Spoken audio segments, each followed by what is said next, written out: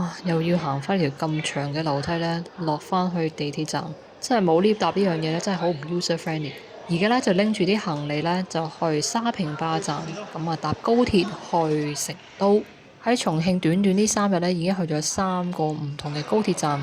嚟重慶嘅時候咧，就喺重慶西站；去天津三橋嘅時候咧，就喺重慶北站。依家咧就嚟到沙坪壩站嘅麥記啊！網上曾經睇到個資料咧，話重慶嗰啲雪糕都係辣噶，有唔同辣口味揀咁話。但而家睇個 menu 都好正常啫啲嘢，買個老麥外賣一間入咗閘先再食。高鐵站外面其實好多小販喺度賣啲嘢食啦，有啲人會炒個麵俾你添噶。但我都係食翻老麥穩陣啲咯。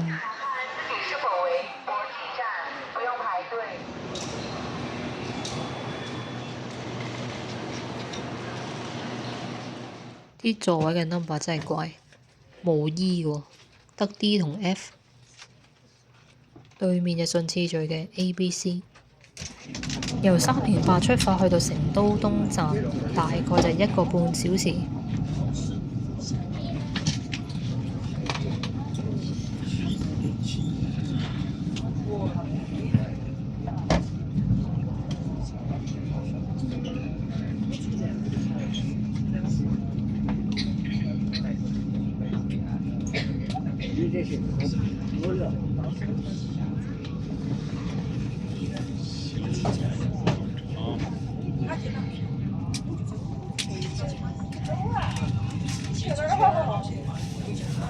这都是郊区的问题，城外的。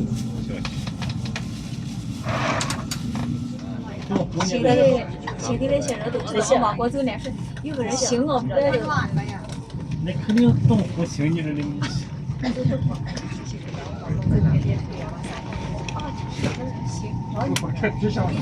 不你是你不好像不错了，你是都看咱们这。哈哈，我成都的，你不是我头的，都成都的。老年团还是关键时期，哪里出手的，有监督的。这不是。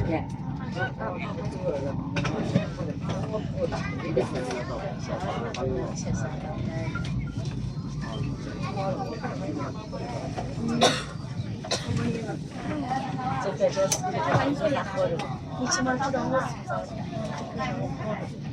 能打手上。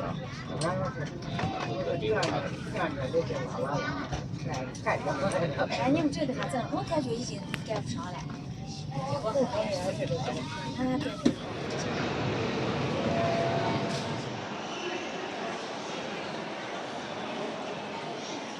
咁而家係出咗閘啦，人頭湧湧啊！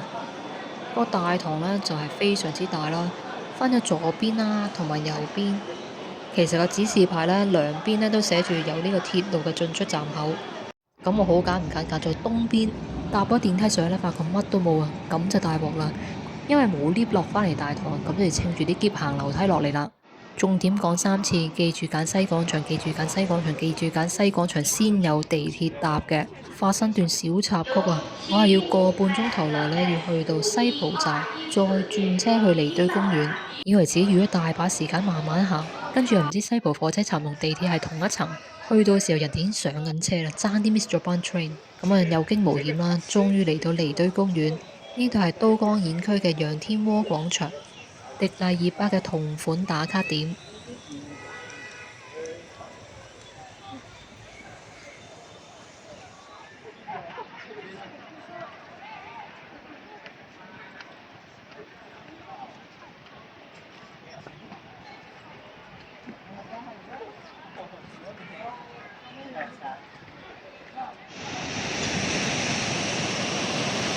直行，進入建設路，請注意安全。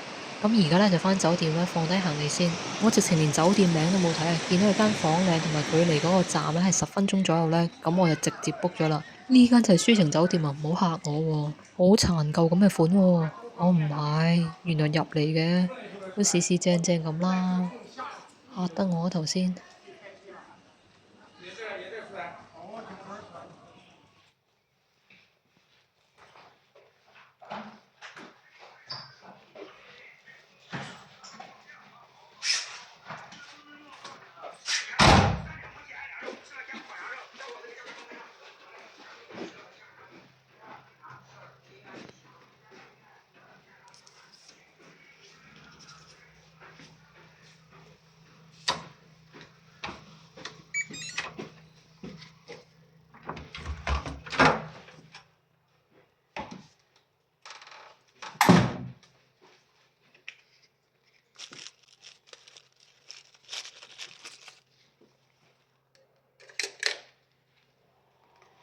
廁所就夠晒大啦，但係都冇勾我啲衫一間掛邊啊！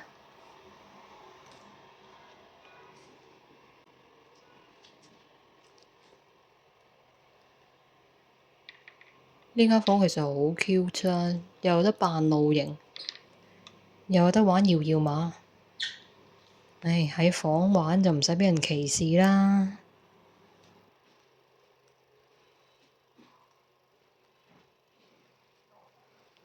個床鋪都好有心思，好得意，又有企鵝嘅畫。